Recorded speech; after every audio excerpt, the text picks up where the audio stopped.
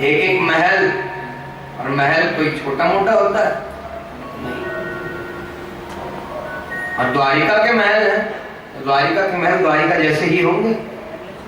16,108 महल बनवाए भगवान ने, और सबके साथ भगवान अलग अलग रूप धारण करके रहा करते हैं। जैसे गोपियों के साथ रास रचाने के लिए अलग अलग स्वरूप धारण किए थे भगवान ने।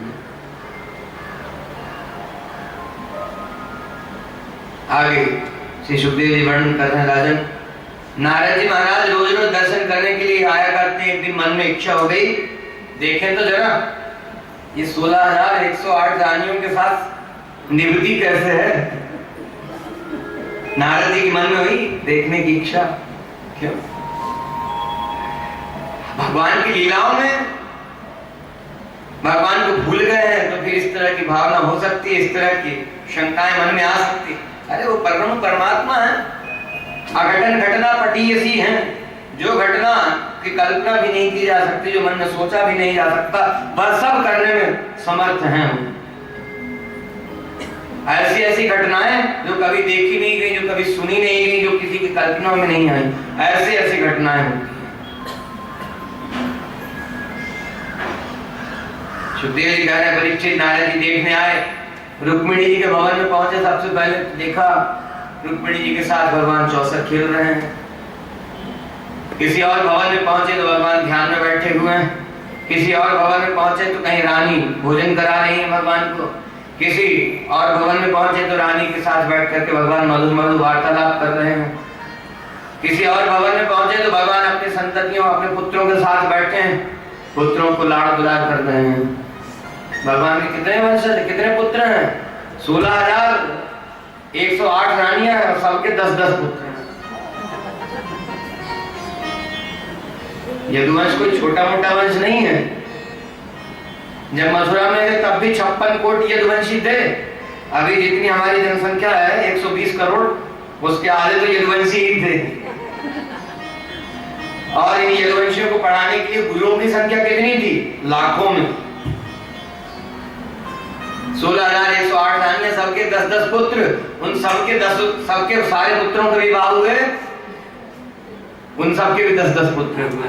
इतना बड़ा वंश था। ये तो भगवान की संतति है, भगवान के पुत्र और पौत्र, बेटे और उनके बेटे कितने होंगे? 16,108 रानियां, सबके 10-10।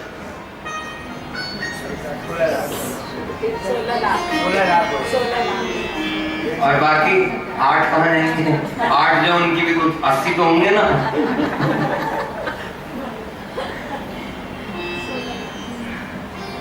इतने पुत्र हैं और उनके सबके 10-10 पुत्र।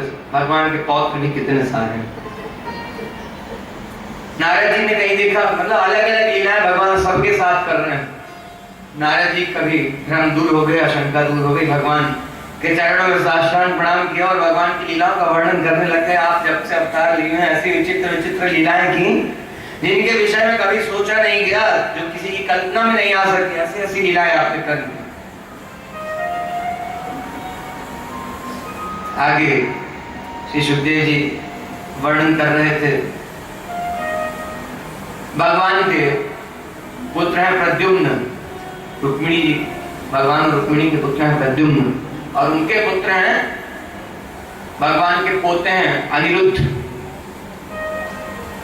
अनिरुद्ध बड़े सुंदर थे। इन सबकी शोभा का वर्णन अलग अलग किया गया। यदुवंशियों में सबसे सुंदर थे साम। अनिरुद्ध भी बड़े सुंदर हैं, राजकुमार हैं, भगवान के पौत्र हैं, पोते। एक बार की बात है, एक बाणासुर नाम का दैत्य था, उसकी कन्या थी उषा। बाणासुर शंकर जी का बड़ा भक्त है। ऐसा भक्त है, शंकर जी को प्रसन्न करके वरदान में 1000 भुजाएं प्राप्त की। शंकर जी ने 1000 भुजाएं दी। दोबारा तब किया, कहा अब क्या चाहिए? तो कहा हमारे नगर के रक्षक बनिए आप। शंकर जी उनके नगर के रक्षक बन गए बाणासुर के। बाणासुर कौन? दैत्यराज बलि का पुत्र है बाणासुर। उषा इसकी कन्या है बाणासुर की। एक बार अपने भवन में, अपने कक्ष में शयन की हुई थी, स्वप्न में देखा किसी बड़े सुंदर राजकुमार के साथ में लीला विहार कर रही है, रमण हो रहा है। और अचानक नींद खुली, घबरा करके उठी तो इनकी सखी ने पूछा, जो बाणासुर का मंत्री था उसकी कन्या थी, सखी थी, इसकी सहेली थी। पूछा क्या बात है राजकुमारी जी, ऐसे घबरा करके क्यों उठ गई?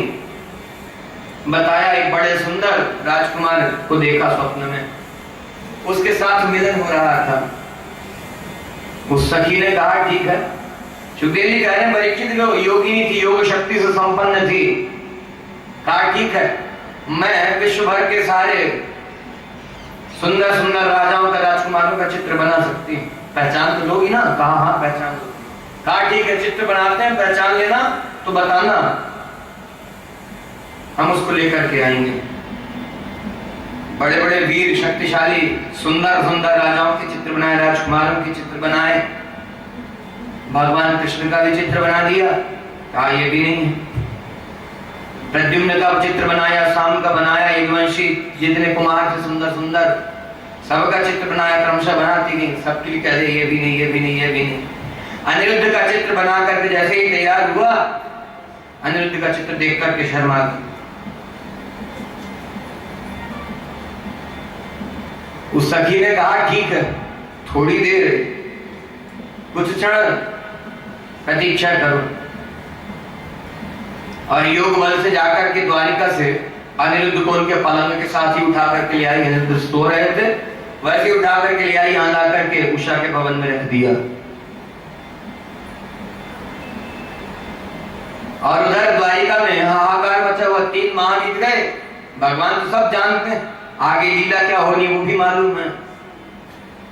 3 माह बीत गए, खोज मची हुई, अनिरुद्ध कहाँ गए किसी को मालूम नहीं। नारद जी पहुंचे, नारद जी ने बताया। और इधर बाणासुर के जो पहरेदार थे, जो सेवक थे, जो वहां उषा के भवन के द्वार पर पहरा दिया करते थे, उन्होंने जाकर के कहा बाणासुर से, महाराज क्षमा करें, लेकिन हमने आपके पुत्री के अंग पर वह चिन्ह देखे हैं जो विवाहिता स्त्री के होते हैं, अर्थात किसी पुरुष का संग है उसका, ऐसे चिन्ह हमने उसके अंग पर देखे। बाणासुर ने तुरंत अपने धनुष बाण इत्यादि उठाए, तलवार उठाई और पहुंच गया उषा के भवन में। देखा उषा अनिरुद्ध के साथ में बैठ करके चौसर खेल रही थी।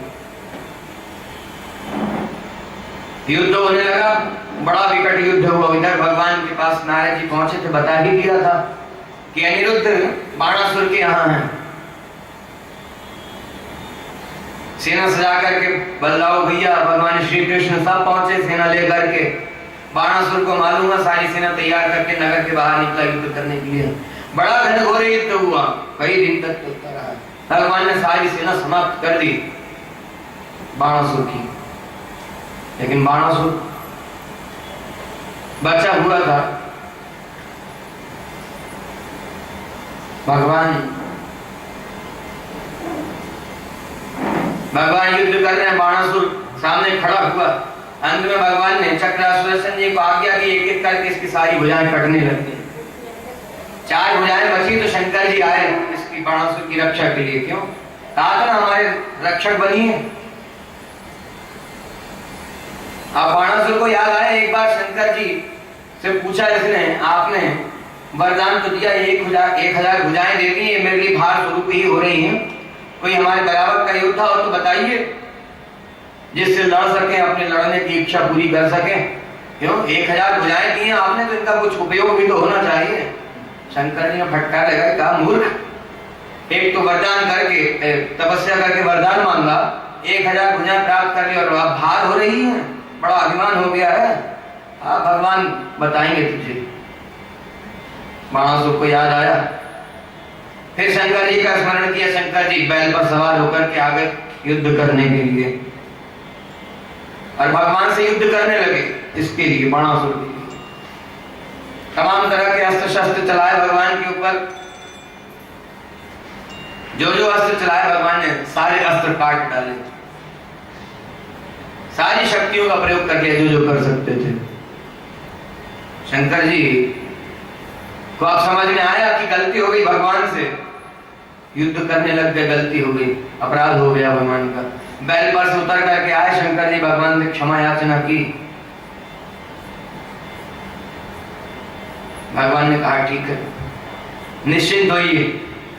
फिर शंकर जी ने कहा यह बाणासुर मेरा भक्त है और आप ही की आज्ञा है कि आपका तुम्हारा भजन करके, आपका भजन करके जो कोई कुछ मांगे, यदि शक्ति के अंदर हो, सामर्थ्य के अंदर हो, दे सकते हो तो देना। तो इसने तपस्या करके ये 1000 भुजाएं प्राप्त की थी और मुझे अपना रक्षक बनाया था। कहा प्रभु हम सबके तो रक्षक आप ही हैं और मैं अभिमानवश आपसे युद्ध करने लग गया, लेकिन इसने मुझे अपना रक्षक बनाया तो इसलिए कृपा कीजिए। भगवान ने कहा ठीक है, क्षमा करते हैं। शंकर जी ने कहा कि आपके आज्ञा अनुसार मैंने इसको वरदान दिया था। क्या? इसने मांगा था आप मेरे रक्षक बन जाइए। कहा इसलिए मैं रक्षक बन गया था। भगवान ने शंकर जी की बात रख ली, शंकर जी के वरदान की लाज रख ली। कहा ठीक है, आप इसके रक्षक बने हैं और रक्षक का क्या कर्तव्य है? रक्षा करे। अब वो रक्षा चाहे इस तरह से करे चाहे उस तरह से करे, उस तरह से तो हो नहीं सकती।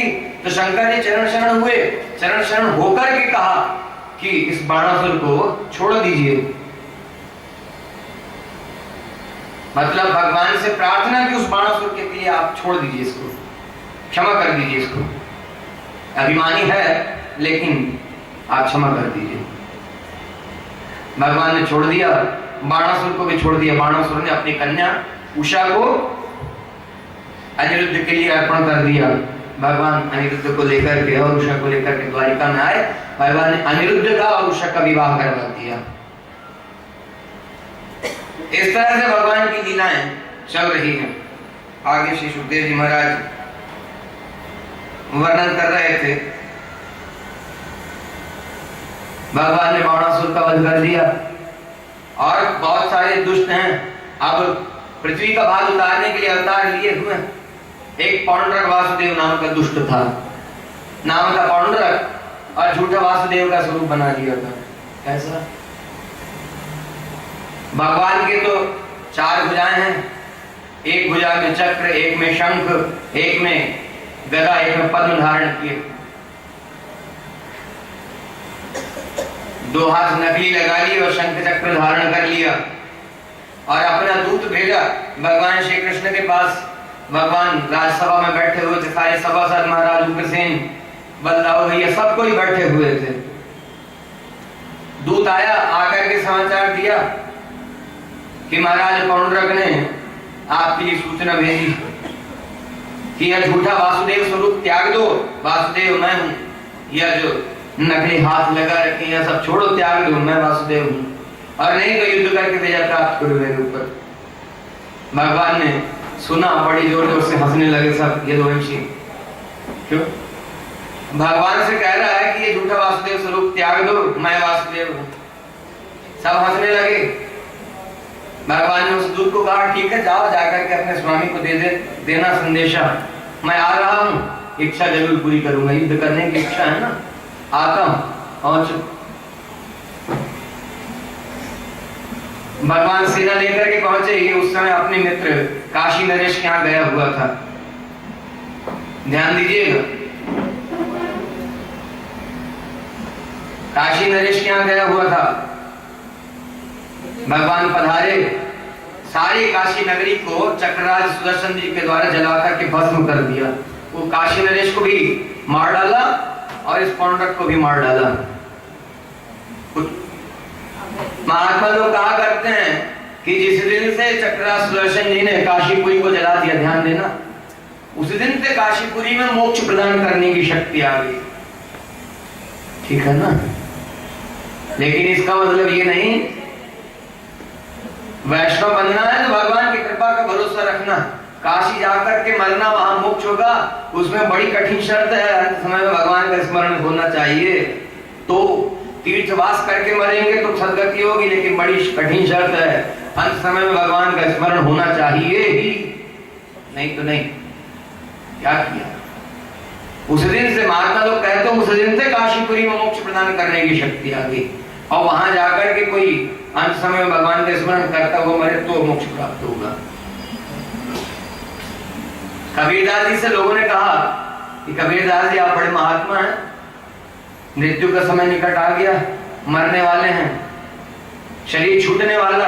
कबीरदास जी से लोगों ने कहा कि चलिए आपको काशी लेकर के चलते। कहा क्यों? कहा मृत्यु होने वाली है, काशी में जाकर के शरीर छोड़ेंगे तो मोक्ष हो जाएगा। तो कबीरदास जी कितना सुंदर उत्तर दिया, जो कबीरा काशी मरे तो राम ही कौन नहीं हो रहा। यदि इस कबीरदास को काशी में जाकर के मरना हो मोक्ष प्राप्ति के लिए, तो भगवान राम के चरण शरण किस लिए है और भगवान राम की कृपा किस लिए? हम नहीं जाएंगे कहीं काशी राशि, न गंगा न प्रयाग न गोदावरी न काशी, कहीं नहीं जाना। ऐसा ही भरोसा चाहिए भगवान के दास को। भगवान का जो अनन्य चरणाश्रित दास, उसके लिए कहा गया है क्या? चांडाल वेश्वन अथवा श्मशाने वर्णन किया। मूत्र त्याग करते समय, मल त्याग करते समय मर जाए, शरीर छूट जाए, किसी भी स्थिति में हो, किसी भी स्थिति में शरीर छोड़े, किसी भी स्थिति में मरे, मल त्याग करते समय, मूत्र त्याग करते समय, किसी अपवित्र स्थान पर, किसी पवित्र स्थान पर कोई प्रयत्न किया या नहीं किया, कोई उपाय किया या नहीं किया, भगवान का अनन्य चरणाश्रित दास है तो कृतः प्रयत्नो देह असाने लभते च मोक्षम। कृतः प्रयत्नो अकृतः प्रयत्नो, प्रयत्न किया अथवा नहीं किया, देह अवसाने लभते च मोक्षम। जिस दिन शरीर छूटेगा, जिस क्षण शरीर छूटेगा, उसी क्षण मोक्ष को प्राप्त करेगा। कौन? जो सर्वधर्मान परित्यज्य के अनुसार स्थिति वाला है, जो सब कुछ छोड़ करके, सारे उपाय छोड़ करके, अपनी सदगति का, अपने कल्याण का सारा उपाय छोड़ करके भगवान के भरोसे निश्चिंत है, भगवान के चरणों में अपनी रक्षा का सर्वस्व भार जिसने छोड़ रखा है, ऐसा जो दास है, वह दास किसी भी स्थिति में मर जाए, शरीर छूट जाए, मोक्ष अवश्य प्राप्त करेगा। वही बात कही, जो कबीरा काशी मरे तो राम ही कौन नहीं हो रहा। ठीक है ना? ध्यान दीजिए, इसलिए भगवान का अनन्य चरणाश्रित दास बनना जरूरी है, क्योंकि अंत समय में भगवान का स्मरण हो पाएगा कि नहीं, ये किसको मालूम है? मालूम है हो पाएगा? हो पाएगा स्मरण? कैसे होगा? कोई संकट आता है तो भगवान नहीं याद आते, अपने सगे संबंधी रिश्तेदार नातेदार याद आते हैं, और मरने का संकट जब आया तब कोई रिश्तेदार नातेदार याद आ गया तो फिर उसी योनि में जन्म लेना पड़ेगा। बेटे को याद किया तो बेटे की शरीर, लेकिन वहां क्या था? अजामिल मर रहा था, बेटे को पुकारा था, लेकिन नाम था नारायण। भगवान ने उसी को मान लिया कि नारायण को पुकारा। तब भगवान के पार्षद आए और भगवान के पार्षदों की श्रीमुखवाणी सुनकर के बुद्धि शुद्ध हुई, ज्ञान प्राप्त हुआ, तब भगवान का शरणागत होकर के अनन्य दास बनकर के, सब कुछ छोड़ करके भगवान का दास बना, तब जाकर के मोक्ष प्राप्त हुआ। तो इतनी देर क्यों करना? फिर इतनी देर क्यों करना कि कभी बुद्धि शुद्ध होगी तब भगवान के चरण शरण होंगे। अरे बुद्धि शुद्ध होने का मौका यही तो है, बुद्धि को शुद्ध करने का, माइंड वॉश करने का मौका यही तो है। दिमाग में, माइंड में है जो तरह तरह की बातें भरी हुई हैं, ये करेंगे, ये करेंगे, ये करेंगे, ये करेंगे, ब्रेन वॉश यही कर लीजिए जितना करना।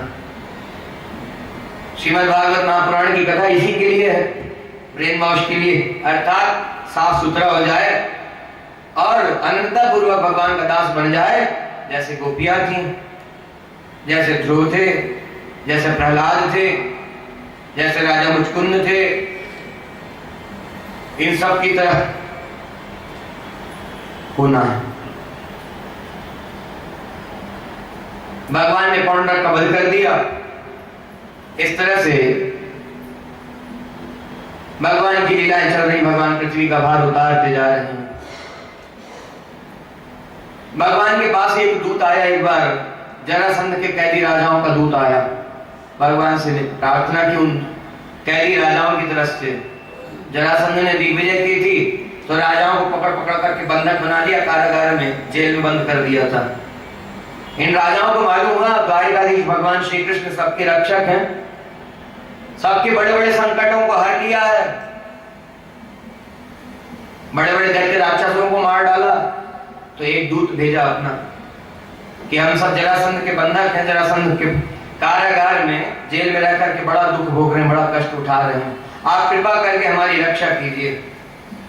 भगवान उस संदेश को जान करके सुन करके बड़े प्रसन्न हुए और कहकर के भेज दिया, ठीक है, कहना धैर्य से रहें, मैं आऊंगा, अवश्य उनको मुक्त कराऊंगा, मैं रक्षा करूंगा।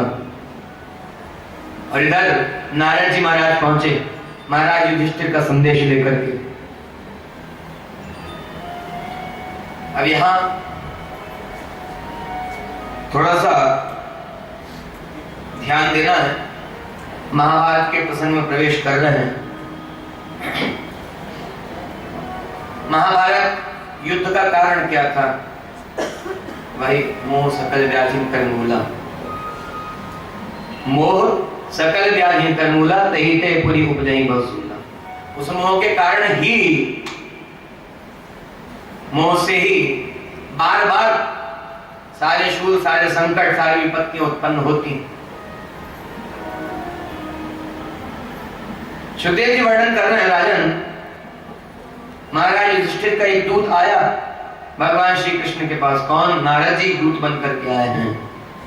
समाचार भेजा महाराज युधिष्ठिर ने कि राजसूय यज्ञ करना चाहते हैं, यदि आपकी आज्ञा हो तो। ध्यान दीजिएगा क्या कहा युधिष्ठिर ने, यदि आपकी आज्ञा हो, आपकी स्वीकृति मिले तो राजसूय यज्ञ करें। भगवान बड़े प्रसन्न हुए। सारी लीलाएं आपस में जुड़ी हुई हैं, भगवान की लीला है ही ऐसी, एक दूसरे के संबंध से जगत उद्धार का कार्य होना, पृथ्वी का भार उतारना है। इंद्रप्रस्थ के राजा बन गए हैं महाराज युधिष्ठिर, राजसूय यज्ञ करना चाहते हैं। भगवान ने नारद जी को कहकर भैया ठीक है, हमारी स्वीकृति तो है और मैं स्वयं आ रहा हूं। महाराज युधिष्ठिर ने निवेदन किया था कि आप पधारे, आपके सानिध्य में यज्ञ होगा। भगवान पधारे इंद्रप्रस्थ में। भगवान ने पूछा, बड़े भैया एक बात बताइए, राजसूय यज्ञ करने के लिए तो नियम है कि जितने राजा हैं उन सबका राजा बनना, सम्राट बनना, सब राजाओं का राजा बनना है। तो इसके लिए या तो राजाओं से संबंध स्थापित किया जाए, मित्र का संबंध हो या किसी भी प्रकार का संबंध हो, या तो उस राज परिवार की कन्या अपने परिवार में आई हो या अपनी कन्या उस परिवार में गई हो, ऐसा संबंध हो, या मित्र का संबंध हो, मतलब राजाओं से किसी प्रकार का संबंध हो। और जो संबंध स्वीकार ना करें, आपको अपना सम्राट, आपको अपना राजा स्वीकार ना करें, उनके ऊपर विजय प्राप्त करनी होती। तो क्या यह कार्य किया जा चुका है? कहा नहीं, अभी दिग्विजय तो नहीं हुई। भगवान ने कहा तो दिग्विजय करना चाहिए, पृथ्वी का भार उतारना है ना। कहा ठीक है। भगवान ने एक दिशा में भीम को, एक दिशा में अर्जुन को, एक दिशा में नकुल को और एक दिशा में सहदेव को भेज दिया, चारों दिशाओं में विजय प्राप्त करने के लिए। जिन्होंने महाराज युधिष्ठिर की मित्रता स्वीकार कर ली उनको छोड़ दिया गया, बाकी सबको परास्त किया, जो नहीं माना उनका वध ही कर दिया। सारे राजाओं के ऊपर विजय प्राप्त की और बड़ा भारी भारी खूब सारा खजाना इकट्ठा करके ले आए सब जगह से। जिन राजाओं के ऊपर विजय प्राप्त करते थे उनका मुकुट जरूर ले आते थे, ये विजय का सूचक है कि उनके ऊपर विजय प्राप्त कर लिए। सुखदेव जी कह रहे परीक्षित, चारों दिशाओं में इन चारों कुमारों ने विजय प्राप्त की। उसके बाद भगवान से कहा कि अब राजसूय यज्ञ कर सकते हैं। भगवान ने कहा अभी एक शेष है, अभी एक दुष्ट राजा बचा हुआ। अब कौन? मगध नरेश जरासंध अभी बाकी है। 17 बार पहले भगवान ने छोड़ा था, बार बार परास्त कर करके। 18वीं बार आया था तो भगवान द्वारिका में पधार गए। भगवान ने कहा वो जरासंध बाकी है, उसके ऊपर भी विजय प्राप्त करनी। अब पांडव घबराए कि उस जरासंध से कैसे युद्ध किया जा सकता, बड़ा शक्तिशाली है, बड़ी लंबी चौड़ी सेना, उसकी जैसी सेना किसी के पास है नहीं, और वो स्वयं बड़ा शक्तिशाली है, तो क्या करें। भगवान ने कहा निश्चिंत रहिए, घबराने की आवश्यकता नहीं है। कहा हम जैसा बता रहे हैं वैसा करना। कहा यह बात तो सत्य है कि उसकी सेना से कोई विजय प्राप्त कर नहीं सकता, उसकी सेना को जीता नहीं जा सकता, लेकिन एक उपाय है। कहा वो प्रतिदिन प्रातः काल उपासना करने के बाद, जो भी इष्ट देव हैं उनकी उपासना करने के बाद ब्राह्मणों को दान दिया करता है। ब्राह्मण लोग जो कुछ मांगा करते हैं अवश्य भिक्षा देता है, चाहे जो भी मांग लें, प्राण तक मांग लेंगे तो दे देगा। भगवान ने कहा बस यही करना है, प्राण नहीं मांगना है। ब्राह्मण का वेश धारण करके चलेंगे और भिक्षा में मांगेंगे। द्वंद्व युद्ध करके उसको मारा जा सकता है, सेना से विजय प्राप्त नहीं की जा सकती। कहा ठीक है। भगवान भीम और अर्जुन के साथ ब्राह्मणों का वेश बना करके चल दिए। वहां पहुंचे, ब्राह्मणों की पंक्ति में सबसे अंत में खड़े हुए भगवान भीम और अर्जुन के साथ। जो कोई ब्राह्मण जो जो मांग रहे थे सबको देता जा रहा था। इनके पास आया, कहा कहिए क्या चाहते हैं। भगवान ने कहा युद्ध की भिक्षा चाहते हैं, द्वंद्व युद्ध की भिक्षा चाहते हैं आपसे। अच्छा। भगवान की तरफ देखा, नीचे से लेकर ऊपर की तरफ, ऊपर से नीचे, कई बार निहारता रहा भगवान को। मन विचलित हो उठा। फिर अर्जुन की तरफ देखा, फिर उसके बाद भीम की तरफ। कहा सत्य सत्य बताओ कौन हो तुम लोग, आप ब्राह्मण तो नहीं हो। क्यों? आप ब्राह्मणों की तरह शरीर नहीं है तुम्हारा, ये तो क्षत्रियों के चिन्ह दिखाई देते हैं तुम्हारे अंग में। गठीला शरीर, हृष्ट पुष्ट शरीर, ब्राह्मण कोमल शरीर वाला होता है, और तुम लोगों के शरीर बड़े बड़े जो योद्धा होते हैं उन लोगों की तरह शरीर है तुम्हारा, हृष्ट पुष्ट गठीला शरीर है। और कांधे पे गदा रखते थे भीम। कहा ये ब्राह्मणों का चिन्ह ये नहीं। अर्जुन के हाथ में देखा, धनुष पकड़ करके बाण चलाते थे, निशान बना हुआ था कांधे पर, धनुष टांगने का निशान, और उंगली से अंगूठे से बाण पकड़ पकड़ के खींचते थे, उनमें भी अंगूठे और उंगलियों में भी निशान। कहा ये ब्राह्मणों के चिन्ह नहीं है, क्षत्रिय हो, सत्य सत्य बताओ कौन हो। और फिर कह ही दिया। कहा तुमसे तो युद्ध नहीं करूंगा, तुमसे तो युद्ध नहीं करूंगा। कहा तुम मेरे बराबर के योद्धा हो नहीं। और ये कहा ये भी जो भी हो क्षत्रिय भले ही, लेकिन मेरे बराबर का योद्धा नहीं। भीम की तरफ देखे, फिर बोला हाँ हाँ ये लगता है मेरे बराबर का योद्धा, इससे जरूर युद्ध करूंगा। चलो कल युद्ध होगा। तैयारी हो गई, सारे नगर को निमंत्रण दिया गया। महाराज जरासंध स्वयं मल्ल युद्ध करेंगे कल, सब लोग देखने के लिए पधारे। ऐसा ही हुआ, सब इकट्ठे हुए। भगवान श्री कृष्ण और अर्जुन एक तरफ खड़े, जरासंध और भीम अखाड़े में उतरे। दोनों खूब लगन से युद्ध कर रहे हैं, लगे हुए। कभी भीम उठा करके पटक देता है, कभी जरासंध उठ करके खड़ा हुआ, फिर भीम को उठा करके पटका। ये बार बार पैसे बदलने का, उठा करके पटकने का ये क्रम चल रहा है। लड़ते लड़ते लड़ते लड़ते शाम हो गई, दिन बीत गया। फिर दूसरे दिन युद्ध आरंभ हुआ। ऐसे करते करते भीम थक गए, बार बार उठा करके पटकते थे। मारे कैसे ये समझ में आ नहीं रहा था। जितना भी प्रहार करें, कभी उठा के पटक भी दिया, तुरंत उठ करके खड़ा हो जाता था।